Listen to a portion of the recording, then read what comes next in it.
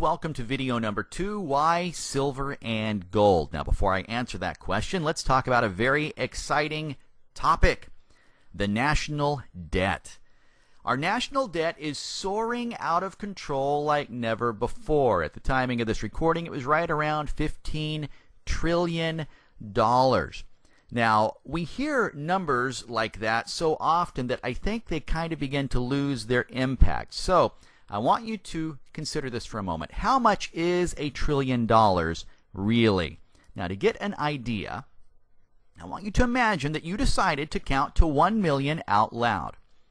How long do you think it would take at a pace of one number per second? Here's the answer. About 12 days. That's all it would take to count to 1 million. But how long do you think it would take to count to 1 billion? About 32 years. You heard right. 32 years to count to 1 billion. So the difference between 1 million and 1 billion is absolutely huge. But listen, it's nothing compared to $1 trillion. If you want to count to 1 trillion, it will take 32,000 years. Do the math on your own. 32,000 years. Now, again, consider our national debt as you look at this chart once more. Coming up on $15 trillion. If you wanted to count to 15 trillion, it would take you close to 500,000 years at a rate of one number per second. Now, the purchasing power of your dollars has declined 95% since 1913 at the formation of the Federal Reserve. Amazing. 95% decline in the purchasing power of the dollar.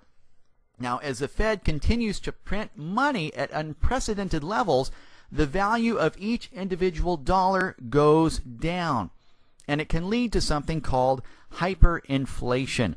Now, to get an idea of how it works, we've got to go back in time to when there was something called the gold standard. And at that time, obviously gold was the standard for money. Gold was the money.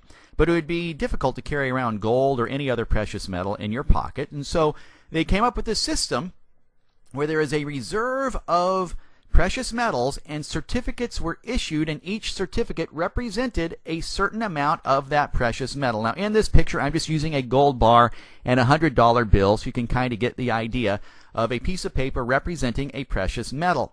Now, one piece of paper representing that piece of precious metal. But what would happen if more of these pieces of paper would just be printed without precious metal to back them up? And what would happen if you tried to cash in those pieces of paper? Well, the answer to the first question, the value of those pieces of paper would go radically down, and the value of the precious metal would go radically up, and it would be impossible in reality to cash in all of those pieces of paper. Guys, that's really the state of the nation today.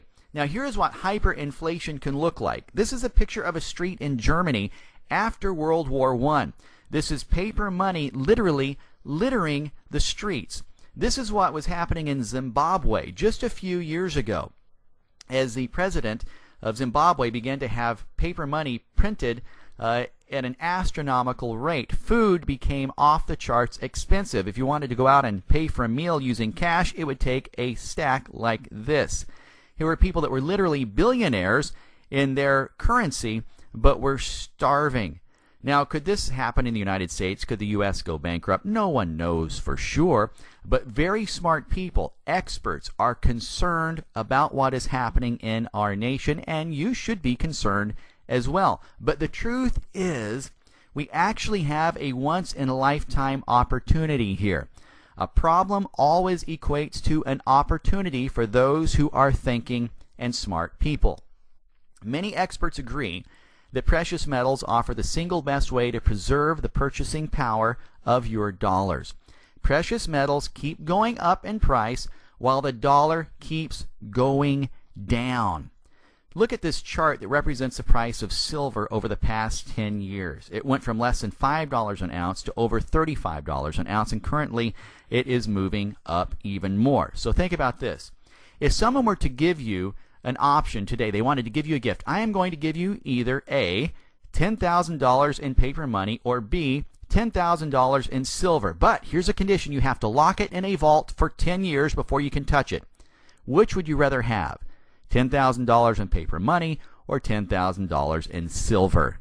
The answer is obvious. Paper money is losing its value. Your money in the bank might be gaining 1% interest per year, possibly 2%, but when inflation is greater than that, guess what? Your dollars are shrinking in value every single day. On the other hand, precious metals are increasing. So in the next video, I'm going to show you how to buy gold and silver bullion at wholesale prices, the lowest possible prices, to help you preserve your wealth. Again, what types of bullion am I talking about? Everything you can imagine, all types of coins and bars from around the world at the lowest possible prices.